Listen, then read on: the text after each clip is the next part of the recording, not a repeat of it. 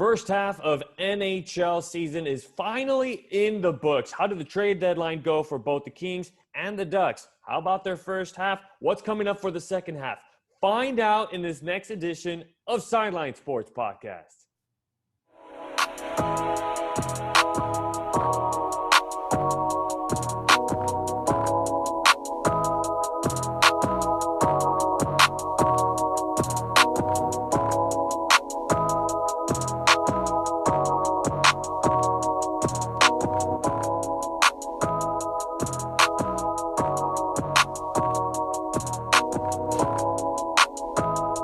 Welcome to Sideline Sports Podcast. If you're not on the sideline, it's not Sideline Sports Podcast.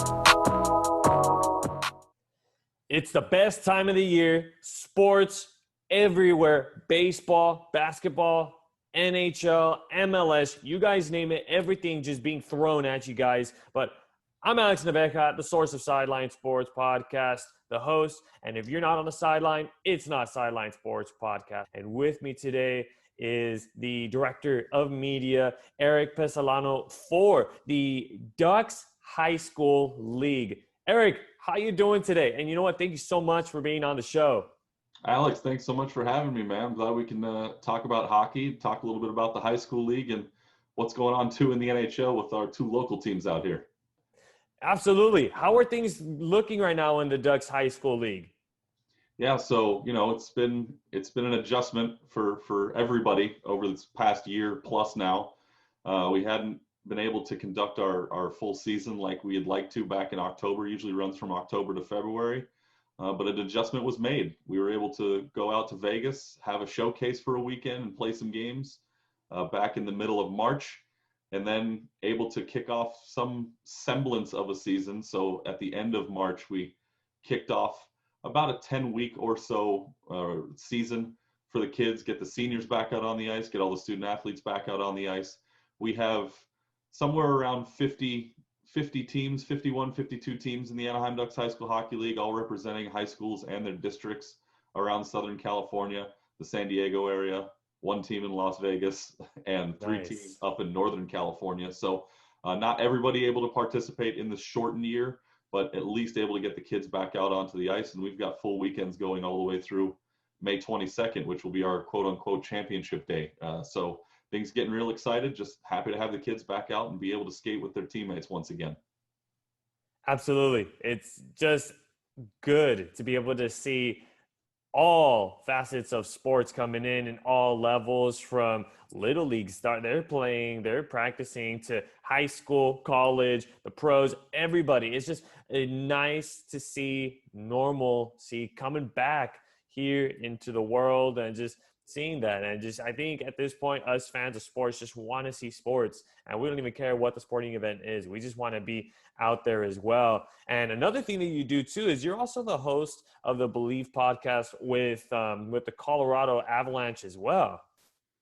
Yeah, that was something that kind of came out of the blue. Actually, I may work for the Anaheim Ducks High School Hockey League, but I grew up a fan of the Colorado Avalanche. I follow that team very closely, so I know what's going on there. Don't worry, I have no ill will toward the Ducks or the Kings. It's fine. I enjoy watching their games too, and I'd see them on a nightly basis also. But I just had an affinity for the Avs. So Bleav in Avs is on the Bleav podcast network.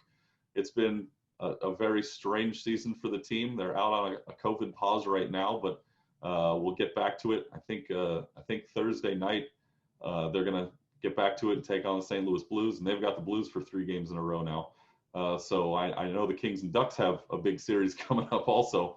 But yeah, podcast has been fun. You can check us out. We're on Spotify and Stitcher, Apple Podcasts, and on the Bleav Podcast Network. So if you ever want to know anything about one of the teams inside the West Division for this season only, you can go check out the Avs podcast. Well, there you have it, guys. Definitely. The Colorado Avalanche are looking really good, right behind the Las Vegas Golden Knights, second in that division. But before we even talk about any of the action here in SoCal with the Ducks and the Kings, this episode of Sideline Sports Podcast was brought to you by Manscaped. Flowers are blooming and the grass is growing, and it's time to chop the weeds. Thanks to our sponsor, Manscaped, you can trim your holes safely and effectively. I am talking about ball trimmers. Manscaped, the global leaders in men's below the waist grooming, have an exclusive offer for our audience, my viewers, listeners, subscribers, you guys name it. Make sure to use my promo code Sideline20 to save yourselves 20% off plus free shipping. That's going to be on the house, guys. 20% off plus free shipping. You are not going to find any other deal that's going to beat that anywhere in the internet. Join the other 2 million men worldwide who trust Manscaped. They're here to make sure you guys are trimmed and smelling nice. After all, it's time for some spring cleaning. We recently got the Weed Whacker, just nice presentation in the box. And as soon as you open it in gold letters, it just looks solid. It looks good. And even when you hold this thing, you know you're holding something legit. It's not anything that is cheap or anything. You know you're getting a quality product in your hand. And of course, if you don't need the Weed Whacker, of course, we have the Lawnmower 3.0, who's got the nice light, LED light with precise lighting. And if you need more work, you can always get the family package right here. It comes with a traveling case along with the 2 deodorants right here. So make sure, manscaped.com, use my promo code Sideline20 to be able to get yourself 20% off plus free shipping. So without further ado, let's get started, Erik. Let's talk about your team right now, the Anaheim Ducks. Right now, not exactly having the season that they wanted. They are currently standing dead last in the division, currently sitting at 14, 26, and 7. And maybe not the year that they've really planned on having. This was a team that maybe have some high hopes to maybe being on the higher end of the division. Well, you know, it's strange with the Ducks.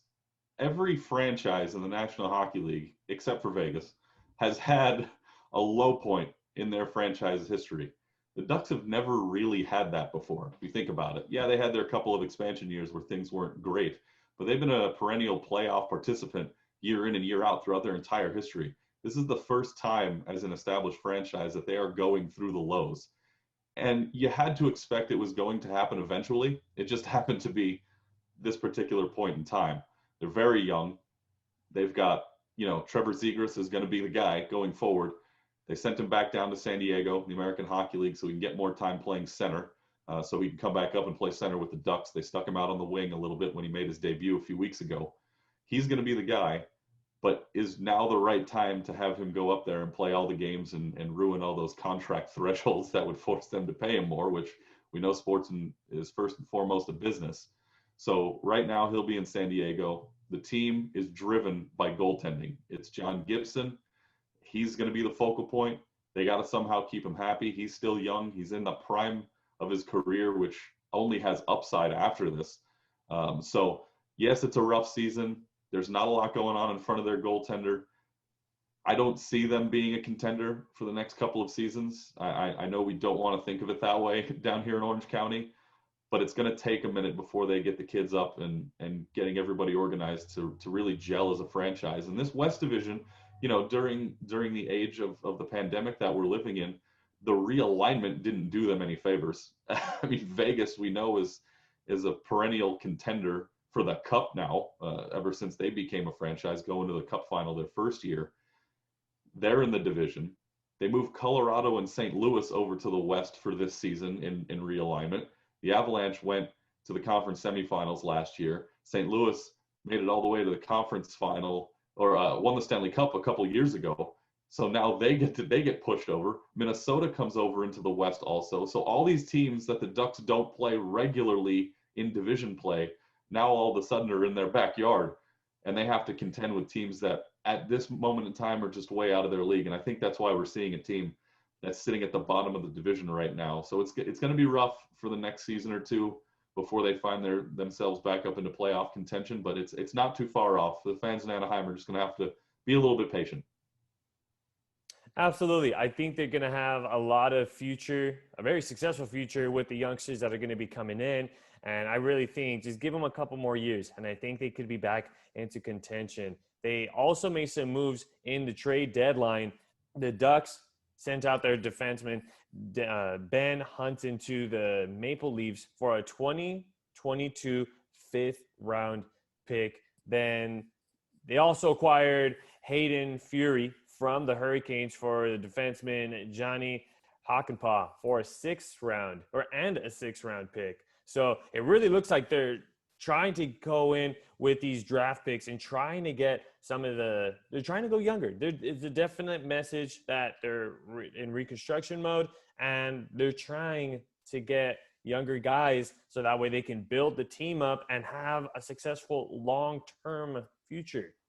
Yeah, and that's been the plan the last couple of years for their general manager, Bob Murray, who is affectionately known as GMBM around here in these parts, that they wanted to go out and get draft capital, and they were going to be sellers. They didn't trade off a lot of the players that a lot of the fans thought were going to get shipped out. Ryan Getzlaf stayed at home. Of course, he's a household name. They weren't sure if Rickard Rakell was going to be shipped off. He ended up staying. So it was about acquiring capital at this point. And yeah, they're late round draft picks, but hey, as we know in sports, you never know what those picks can turn into. We always talk now about 199th overall, round 6, Tom Brady. Look what happened there, right? Yeah. But those late round draft picks could be just as valuable. Hutton and Hakanpää were not going to be part of the long-term plans for the team, so I don't think there was a huge loss there. Fury coming in is a nice piece. Coming in from Carolina, the Hurricanes have a great team over there. They're playing real well, so any piece you can acquire from them could help in the long run. But for now, it's just kind of riding out the storm and waiting until we can get all these pieces in to have a contender again. I can only imagine how hard it is to be able to go for the Anaheim Ducks right now, but I think give them a couple more years, like we mentioned before, this could be a team that could be pretty fun to watch on the ice. Nobody likes the word rebuild. I don't think there's a fan base in the country that likes to hear that, or up in Canada in this case. And this is the first time Ducks fans have had to go through it. So there's going to be a lot of impatience around here, but you know, once time passes a little bit, they'll be right back up there like they normally are. Honda Center is still one of the toughest places to play in all of the National Hockey League. So at least they'll have that for them going forward. Absolutely. And as the old phrase in sports goes, if you're a real fan, you'll stick out the rebuild. I mean, look at the Lakers. The Lakers had to go through that rebuild mode, and a lot of fans were, I don't know if I want to keep going for the Lakers. This is painful. You gotta give them a couple years. Let the higher ups figure it out with these draft picks, going with the young blood, and the young blood is the future of the franchise, no matter how you put it. And you gotta agree with the moves that the Ducks are making, with not only picking up some great players, as we mentioned, from the Hurricanes, but also just trying to focus on the future and something more long-term. Yeah, in Southern California, it's a little tougher to keep people on board when the team isn't doing well. There's so many other things to do out here. You can go to the beach, you can go to a theme park. I mean, those things a little tougher in yeah. But when the Lakers weren't playing so well, that was the case, right? You could go to the beach, you can go to a theme park, you can go downtown in LA, or even take a short drive down to San Diego and go do other things. Why would I want to watch a losing team? So, I mean, you got to keep the people, got to keep those short attention spans focused on the winning. So when you're not doing so well, you don't usually do well in the ticket sales department or in the viewership. So they got to do their best to keep everybody interested. But, LA and the greater LA area and Orange County down here, I know the Ducks and Angels haven't done well in the postseason, at least over the last few years, but in the greater LA Orange County area, it's turning into the city of champions. So I think everybody's staying focused. Now, people in Anaheim don't want to hear all that noise because they are not Los Angeles. And I think that needs to be said a lot more often than it is. That Anaheim is not Los Angeles. It's basically two separate markets, even though in the TV world, it's the same market. But down here, they don't view it that way. Yeah, you have some Dodgers and Kings fans that live in the area because the Ducks weren't around when they were younger, and the Angels just weren't contenders. But nowadays, Orange County will tell you, we're separate. We don't want to hear all that. We don't claim the Dodgers. We don't claim the Kings. We want our Ducks and Angels to do well. It's a completely different county. We want no affiliations with the Dodgers, the Kings, or anybody like that. So Going into the second half of the season, I know things are going to get very interesting if you're a Kings and a Ducks fan. We'll talk about, as we're talking about the Ducks right now, I mean, they have to play 4 against the Kings. So they'll play 2 in LA, then 2 in the Honda Center, and then having to finish up a couple more games to finish up the season. Now, these next couple of games, how do you see that going for the Ducks? Do you see them at some point maybe just finishing up the season strong, or is it just kind of let's keep pushing forward type of thing? The Ducks have a rare opportunity here. They don't get to play spoiler a whole lot against their, cross-county rivals. The Kings still have a chance to get into the postseason. They're only 4 points out of the final playoff spot right now. Minnesota has played 3 or 4, maybe 4 more games right now than the Kings have. So the Kings have some games at hand and a chance to make that jump up. Actually, I think it's Arizona who has that 4 spot, not Minnesota. Minnesota's in the up in the 3 spot. But Arizona and St. Louis and San Jose are contending with the Kings for that final playoff spot. So the Kings need to win these games. They can't go into Honda Center and lose both. They can't afford to lose one at home. I would say the Kings need to win 3 out of 4. So if Anaheim is able to steal a couple games out of those 4-game set, they could hurt the Kings' chances to go to the postseason. And Alex, that the Ducks would love nothing more than to spoil a Kings' chance to get to the postseason. So this is a 4-game set coming up.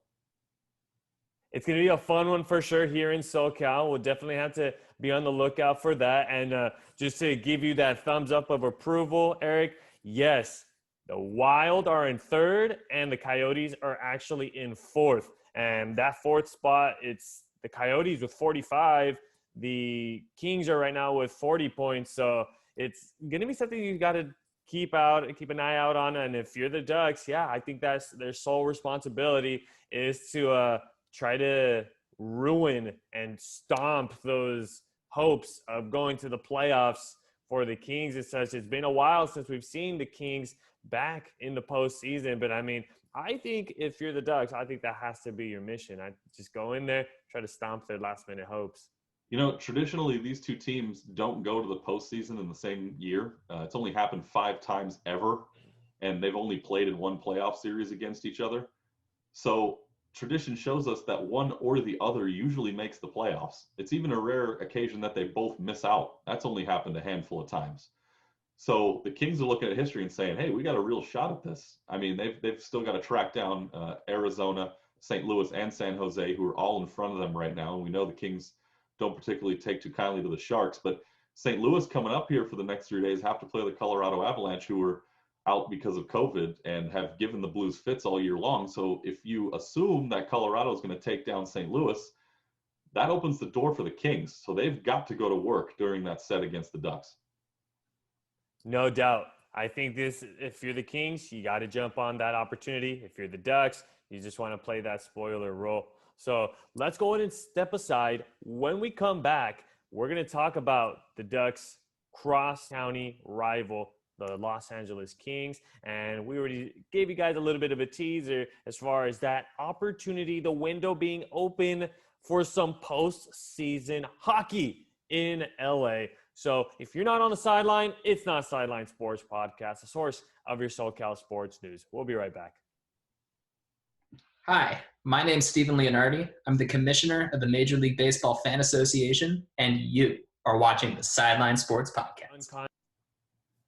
And we welcome you all back into the second half of Sideline Sports Podcast. Again, I'm the host, Alex Naveja, where if you're not on the sideline, it's not Sideline Sports Podcast, the source of your SoCal sports news. And once again, with me today is the director of media. He goes by the name of Erik Pessolano, and he's actually in charge of all the media for the Anaheim Ducks High School Hockey League. And he has a plethora of information, folks. I'm going to make sure to put his social media handles down in the description below so you guys can check out all of the stuff he's got going on. But that first half, we were talking about the first half of the Ducks season, what it's been like for the Anaheim Ducks and the trade deadline moves that they've made and having to move forward and the role that they have in the second half of the season. So without further ado, let's jump on the 5 freeway and go with the Los Angeles Kings. I mean, these two teams just faced off against each other earlier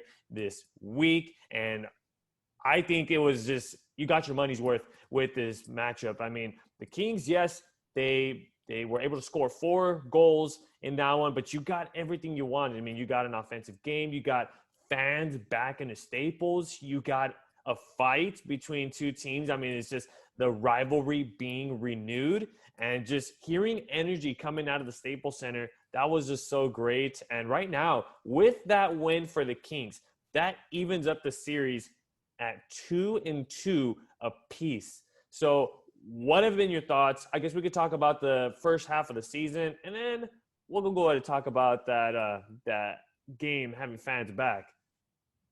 Yeah, I mean, there were last year during the restart when they invited all the teams into the bubble up in Canada, only 3 teams in the Western Conference were not invited because they were so low in the standings, and all 3 were the California teams, the Sharks, the Kings, and the Ducks. So coming into this season, everyone kind of assumed it was going to be a similar case. They figured the Kings and Ducks were going to be pretty low on the totem pole. They figured the Sharks would probably contend for a playoff spot and probably be on the outside looking in when it was all said and done. What we didn't anticipate was for the Kings and the Sharks to be this close to getting into a playoff spot this late in the season. So the Kings, in my view, are overachieving a little bit here. Like we mentioned earlier, only 5 points out of that final playoff spot, trying to chase down Arizona, who's currently sitting in the 4th spot. St. Louis and San Jose just ahead of the Kings in the standings. And that's what makes this upcoming 4-game set against Anaheim so important for them.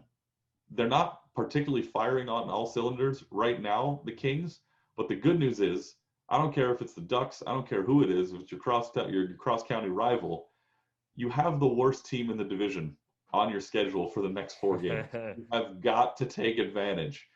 And if they can pull, maybe 6 or 7 points out of the 8 that are going to be available over the next 4 games once they meet. I know the Kings have a couple games before they get to the Ducks. But if they can pull all those points, or a good majority of them, they're going to be right in the middle of it when we get down to the end of the season. Absolutely. No doubt. They got to go into this 4-game set against the Ducks red hot. I mean, they have a game on Friday and they have a game on Saturday. It's going to be the Coyotes, and they have to play against the Wild. So, I mean, if you could beat those 2 teams and have some sort of positive momentum going and at least make it a 3-game winning streak, going there pretty hot, I think they have a pretty good shot at coming up with those 4 wins. And like you said, at least 6 or 7 points out of that 4-game set, I think really will squeeze them in a spot in that 4th spot in the Western Division. But it's really going to have to come down to how they play. And there's been games where they've played sloppy and they haven't had the best of games. And even then, if the Ducks are able to take that game to overtime, or if they even go to shootouts, I mean, that's been the Achilles heels for the Kings this year. They haven't done well at all in shootouts. So I think that's their biggest Achilles heel, really. Yeah, they've got to get points. I mean, they're not doing great in overtime or shootouts, but they've got to get points. So if the game does get that far, at least you're putting 1 up on the board. I think another key thing is they can't really overlook the 2 games coming up over the weekend, Friday against Arizona, Saturday against Minnesota. We've seen what the Coyotes have done, especially against the Ducks this year. They've come back from multiple 3-goal deficits. Arizona came back from behind against Colorado from multiple goal deficits a few times this year. One of them actually came back and won the game. So this is a team where if you get out in front of them, you have to kind of put, you got to put the nail in the coffin at the end of the game. Otherwise, they're going to come back in the last few minutes. So you're going to have a game like that where you could possibly be worn down, and the next night have to play the Wild, who have probably the rookie of the year on the team, the guy who's the front runner for the Calder Trophy right now, in Kirill Kaprizov. He's a scoring machine. Nobody's been able to figure out how to stop him, not even the Avalanche or the Knights, who are sitting at the top of the division right now. So you really can't overlook those 2 before you go into the games against Anaheim. But it will be a nice break in between that back-to-back before they play the Ducks to really get them back settled and focused, and hopefully, like you said, going into that series with a 3-game win streak. But even if they don't sweep the 2 games over the weekend, if they can get 3 points out of it, they're in pretty good shape going into the games at Staples and Honda over those 4 nights. It's going to be a fun one for sure. Seeing those 4 games coming up very, very soon next week. But a couple of moves that were made even around the trade deadline while that clock was ticking. The Kings were able to sign their forward, Alex Iafallo, to a 4-year, $16 million extension. What was your thoughts on that extension for the Kings? This is a guy who's been a centerpiece for this franchise over the last few years. And he's consistently produced. He has consistently been a guy who finds himself in the middle of a lot of plays, even if he doesn't show up in the scorebook. If he doesn't have the assist, but he's got a key hit down in the corner, or if he's got a key pass to break a play open, even if he doesn't get credited with an assist. So he's a guy who's a fire starter for this team and somebody you want around the franchise. He's not going to be renowned in the NHL. You're not going to hear his name a whole lot, but he's one of those guys who's a key role player on the team, who has a huge role on the team. He's not just a role guy. He's one of the main ingredients, but you're not going to hear his name a lot in the big time. And you know what? That's totally okay. If you're the Kings, you want a guy like that on the club who's going to make a lot of noise on the ice, and you don't hear about him a ton in the media. He deserves a lot more credit than he's getting, but you know how hockey players are. They don't like to talk to the media a whole lot anyway. They're really quiet. So the more he gets left alone, the better position the Kings are with a guy like him in the lineup.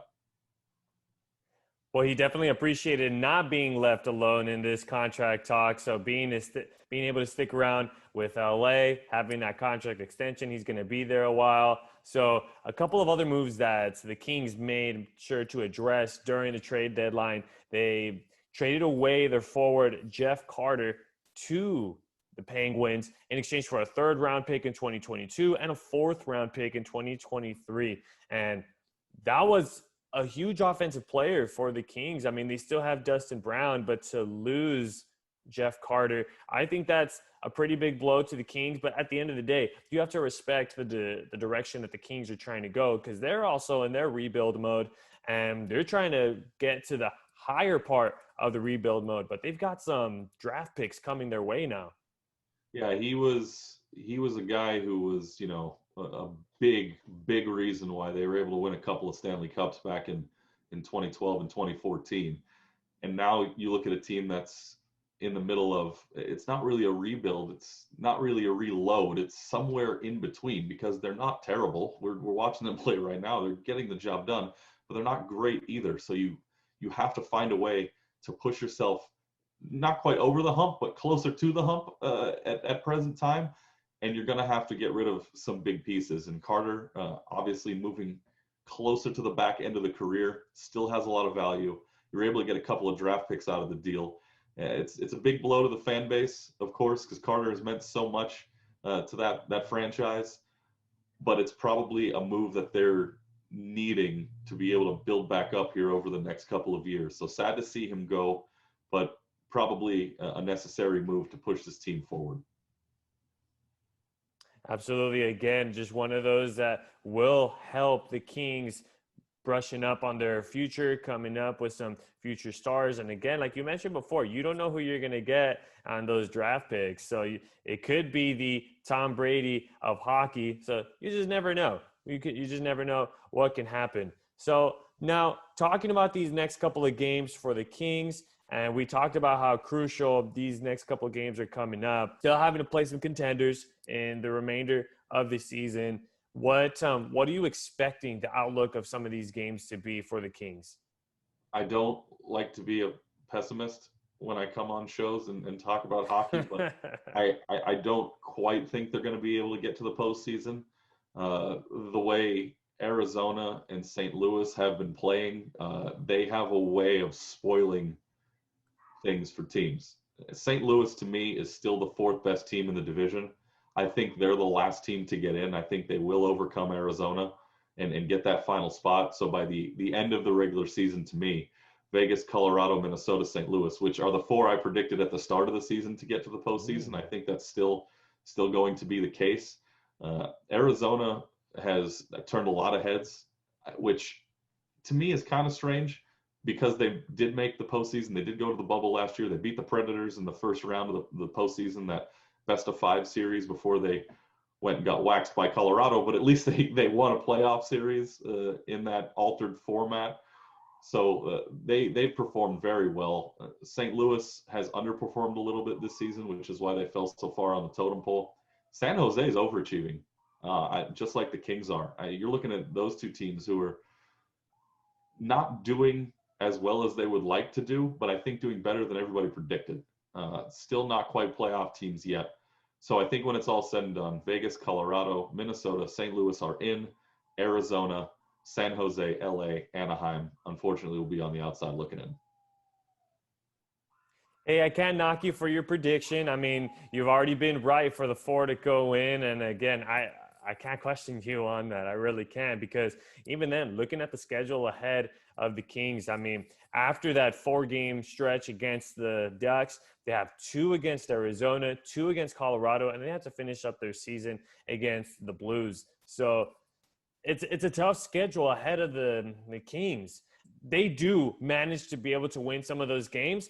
I think they could squeeze it. But again, it's a tough test ahead of them. It's going to be real tough for them to grind it out and to be able to squeeze that 4th spot.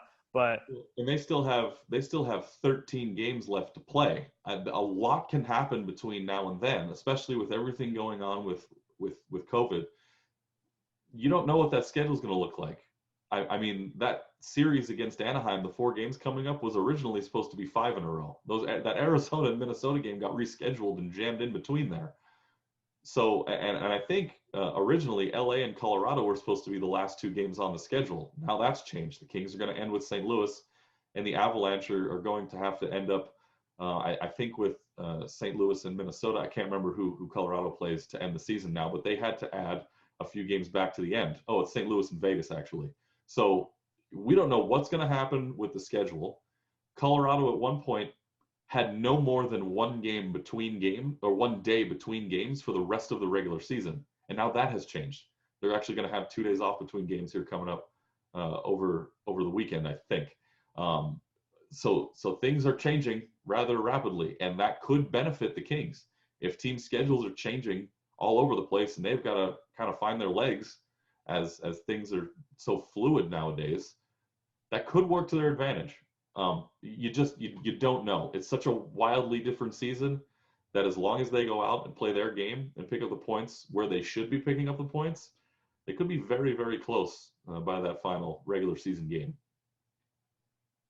Gotta appreciate this time of the year for NHL hockey. You just, like you said, you don't know what can happen. It's like September baseball. That's the time that you got to play your best, try to squeeze that last-minute spot into the postseason. Now, to finish up the show very quick, Erik, let's get just a very quick prediction. Who comes on top of this 4-game stretch? I guess we could still call it, let's just call it the 5-game stretch, also with the 1 game going to the Kings, then disrupted by the 2 that are coming up for Friday and Saturday. So let's just say it. How do you see the rest of the series playing out? I think the Kings will win 3 out of 4, and I think 2 of the games will go to overtime. Okay, that's a pretty solid prediction. Make sure to be on the lookout. What's that? I'm not messing around. That's what I think is going to happen. And you know what? Like I said again, I'm not even going to doubt you. I'm not even going to question you, because I feel like you're going to be right. So I'll definitely be texting you throughout that series, and we'll definitely be on the lookout for it. It is going to start next week, guys. They are allowing fans back into Staples and back into Honda Center. So if you guys could be in attendance for a rivalry matchup like that, I definitely recommend it. So that's all the time we have left here on Sideline Sports Podcast. We thank you all so much for tuning into this one. If you guys like this episode, please give the episode a thumbs up. Also, hit the subscribe button down below. We're just getting started with playoffs being around the corner for NHL, for NBA. We're going to make sure to stay on top of everything for you guys. And once again, the director of media for the high school Anaheim Ducks League, Erik Pessolano himself. Erik, thank you so much for being on the show. Always appreciating it. Hey, thanks for having me, Alex. And for everybody out there, if you want to support the high school kids and the student athletes getting back out on the ice, they're playing their games in Irvine at the Ducks practice facility at Great Park Ice and 5 Point Arena.